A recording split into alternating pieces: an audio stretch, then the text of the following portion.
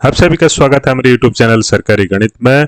अपने वर्तमान सैलरी से 8 पे का सैलरी कैलकुलेशन करने का आसान फॉर्मूला को चलिए समझते हैं और आपका जो 8 पे कमीशन में कितना अमाउंट सैलरी इंक्रीज होने वाला है, सैलरी हाइक होने वाला है, उसको भी हम कैलकुलेशन करके देखेंगे इजी फॉर्मूला के साथ। और अपने जो करंट बेसिक पे आप लोग जो पा रहे हैं उस करंट बेसिक पे से आप लोग अपना बिग सैलरी कैलकुलेशन 8 पे का सैलरी कैलकुलेशन इजीली कर सकते हैं। तो वीडियो को संपूर्ण देखिए, वीडियो को लाइक करिए, चैनल को सब्सक्राइब करिए और जो कि इजी फॉर्मूला है उसको फॉर्मूला को समझने के लिए आप लोगों को संपूर्ण वीडियो देखना पड़ेगा। ठीक है, तो चलिए देखते हैं। तो पहले आपको कैलकुलेशन करने से पहले आप लोगों को उस डाटा समझना पड़ेगा जो कि आप लोगों को डीए कैलकुलेशन को करना पड़ेगा। अर्थात आप लोग जो 8 पे कमीशन हमारा लागू होने वाला है, जो 1/1/2026 से लागू होने वाला है, उससे पहले आप लोगों का जो डीए कितना परसेंटेज डीए रहने वाला है। ठीक है, तो पहले तो डीए अभी जो फिलहाल चल रहा है जून 2025 तक वो कितना है, 55% का डीए करंट डीए चल रहा है। और जुलाई से दिसंबर 2025 तक आपका 3% में डीए में वृद्धि होने वाली है, जो कि वीडियो अवेलेबल है इस चैनल में, आप लोग जाकर चेकआउट कर सकते हैं। तो 55% प्लस 3% 58%, अर्थात आप लोगों का जो 8 पे इम्प्लीमेंटेशन डेट है 1/1/2026, उससे पहले आपका जो 58% का डीए चलने वाली है, अर्थात होने वाली है। ठीक है, तो इसमें और एक बात हो रही है, जैसे कि डीए जो कि कोरोना के टाइम में, कोविड के टाइम में 18 मंथ का डीए पेंडिंग था, जो कि हमारा एक्चुअली पाने वाला हक है, लेकिन हम लोग पा नहीं रहे हैं, जिसके कारण जो कि डेट भी मेंशन है जनवरी से जून 2021 तक। ठीक है, ये सब जो बन है, इसमें अगर 3 डे को मिला लें तो 3% का अगर मिलाते हैं तो भी 9% के आसपास डीए बन जाता है, अर्थात 9 से 10% डीए बढ़ने की आसार थी। तो यहाँ 58% का डीए अभी फिलहाल मिल रहा है और 10% का डीए मिलाकर टोटल कितना हुआ ना, 68%, अर्थात 2016 से 2026 तक टोटल डीए परसेंटेज कितना हो रहा है ना, 68% का डीए आप लोग पाने वाले हैं। ठीक है, तो इसी के ऊपर निर्भर करता है 8 पे का कैलकुलेशन। ठीक है, तो 8 पे का कैलकुलेशन चलिए करके देख लेते हैं। तो पहले तो आप लोगों का जो मिनिमम बेसिक पे है जो कि आपका 18,000 है, जो कि जीपी 1800 में रहता है, तो उसमें टोटल डीए फ्रॉम 7th पे टू 8 पे, अर्थात आपका जो टोटल डीए कुल डीए कितना हो गया था ना, 68% का डीए हो गया था।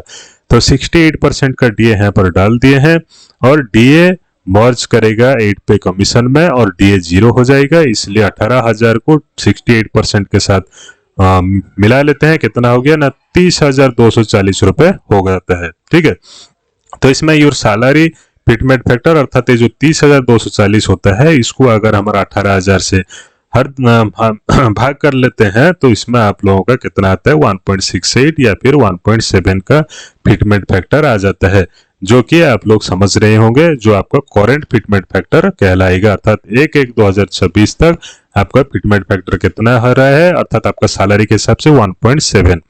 तो न्यू फिटमेंट फैक्टर अगर डिक्लेयर होता है 2.28 का, जो कि बहुत ही आसान है, 2% तो मिनिमम 2 का फिटमेंट फैक्टर रहने का बहुत चांस, 99-100% चांस है।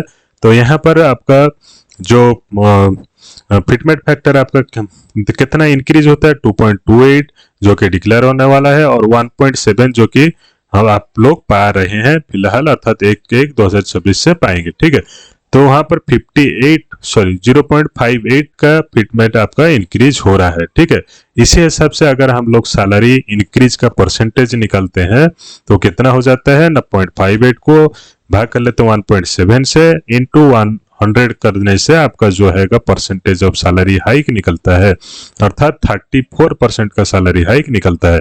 ठीक है, तो 34% अर्थात किसका ना, आपका जो डीए मर्जर होने के बाद, अर्थात 30,240 प्लस 34% का आपका जो सैलरी इंक्रीज हो रहा है, उसको अगर आप कैलकुलेशन करते हैं तो कितना बनता है ना, 40,521, अर्थात लगभग जो बोल रहे थे 41K का मिनिमम बेसिक पे होने वाला है, उसी के आसपास ही जाकर पड़ रहा है, अर्थात 34% के आसपास जाकर पड़ रहा है, अर्थात 34% का। ठीक है, तो इसमें आप लोगों का कैलकुलेशन अगर एचआरए रहेगा, एचआरए ऐड कर लेंगे तो आपका कैलकुलेशन बन जाता है।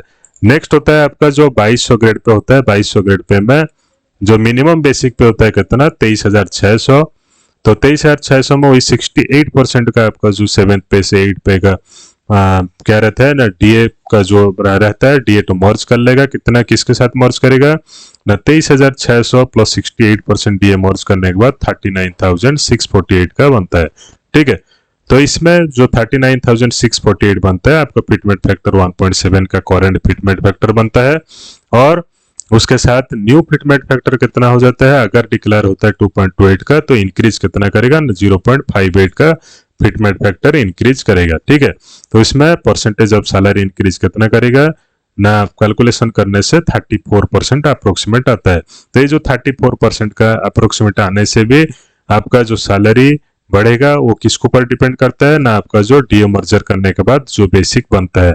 तो 39,128 128 या फिर आपका 648, यहाँ पर करेक्शन कर लेना है, 648 हैगा, कर लेने से 34% इंक्रीज होने से आपका 53,128 के आसपास आपका नया बेसिक बन जाता है। और जो कि बेसिक आपका बनता है उसमें डीए आपका जो पहला स्टार्टिंग डीए शून्य रहता है, 0 रहता है।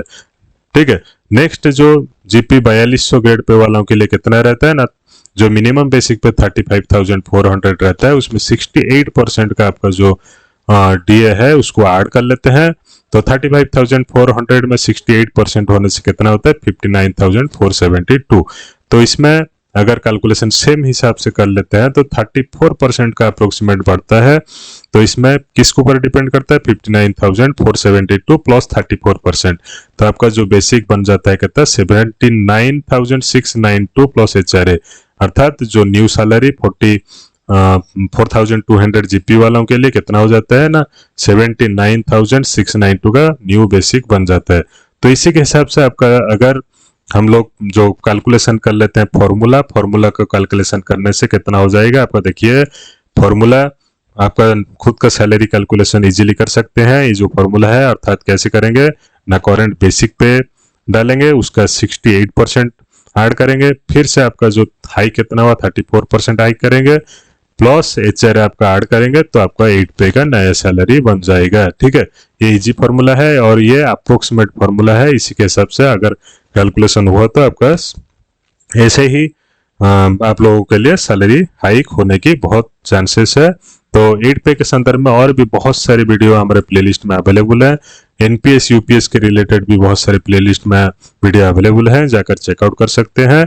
और इजी फॉर्मूला के लिए आप लोग वीडियो को लाइक, चैनल को सब्सक्राइब और शेयर कीजिए। ठीक है, और भी बहुत सारी वीडियो जल्द ही आएंगे, तो वीडियो को देखते रहिए, चैनल को देखते रहिए, विजिट करते रहिए और आप लोग दोस्तों के साथ शेयर जरूर करते रहिए। धन्यवाद।